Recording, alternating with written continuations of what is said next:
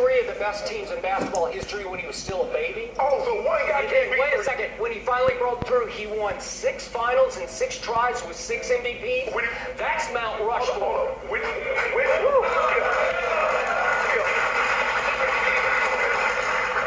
I was, you know, when Michael was going through this, I was fairly young. I think I was about 18 or 19.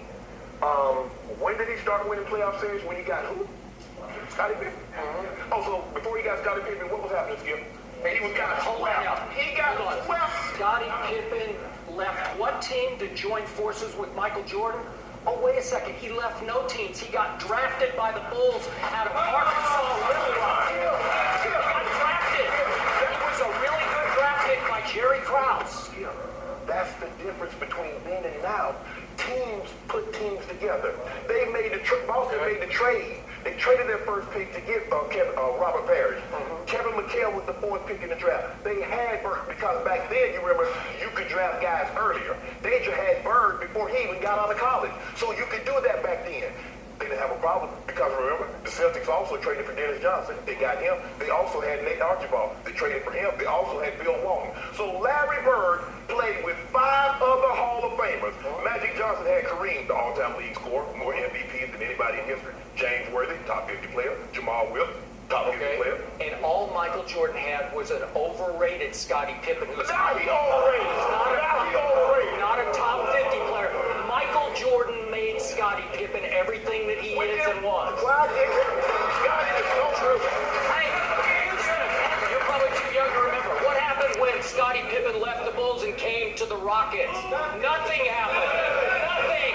What happened when Scottie went to the Trailblazers? Nothing happened. Okay, how about this, Skip? How about this? When Charles got into the league, he got drafted by the 76ers. Moses Malone, top 50 player. Dr. J, top 50 player. We're leaving the point here. We're losing the issue. You're changing the subject just the way LeBron tried to change. All I'm saying is Charles, 15 years in 1984, Moses Malone said Charles was fat and lazy. Scottie Pippen came 1 year and wanted to, listen, let me finish. Scottie Pippen came to Houston 1 year and played with Charles and said, I'm done playing with his sorry, fat butt. Okay, does that make Charles's criticism of LeBron 2 days ago any less valid? Skip. No. He said what he said, and he was right about what he said.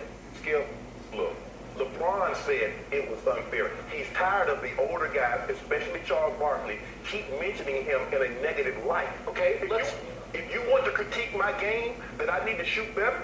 If you want to critique my game, I need to post up better. It's about his game. It's so great, he doesn't need any more help. They just beat Golden State on Christmas. Let me ask you a question.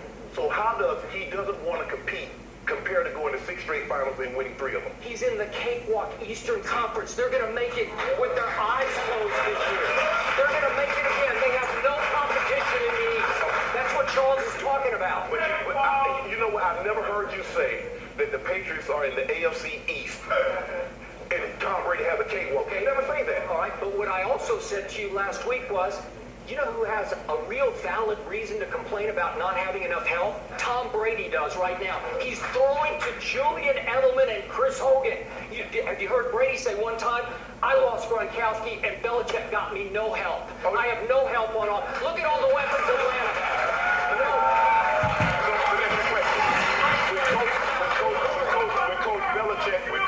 When Coach Belichick went out and got Chris Hogan and got Dante Scarnecchia to come out as retirement, did Tom Brady say, man, I don't want those guys? Yeah, but that made national headlines, didn't it? Patriots signed Chris Hogan. The world has changed. All of a sudden, the Patriots are prohibitive favorites with Chris Hogan, a guy Buffalo didn't want. Miami didn't want him either. A lot of teams didn't want him. There have been a lot of guys that teams didn't want that turned out to be fairly good. Let me ask you a question. Who has the most receiving yards in a single game in Patriots history that came into existence in 1960? I don't know. You know. What's your point? You know. The point is, you see, the way you look at it, if a guy's not Antonio Brown or Julio Jones, they're not good. There's 1,700 guys out of 7 billion do what a guy does in the National Football League if they play. These guys are starters. They're better than anybody else at their job at what they do.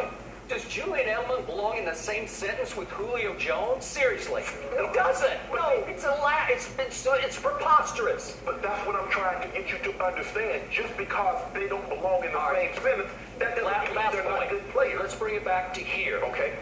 What has Shannon Sharp said this year about one Richard Sherman? Let's talk about scathing criticism. You have been scathingly critical of him. I say he was a dirty player. You said he's become a dirty player. Is that personal?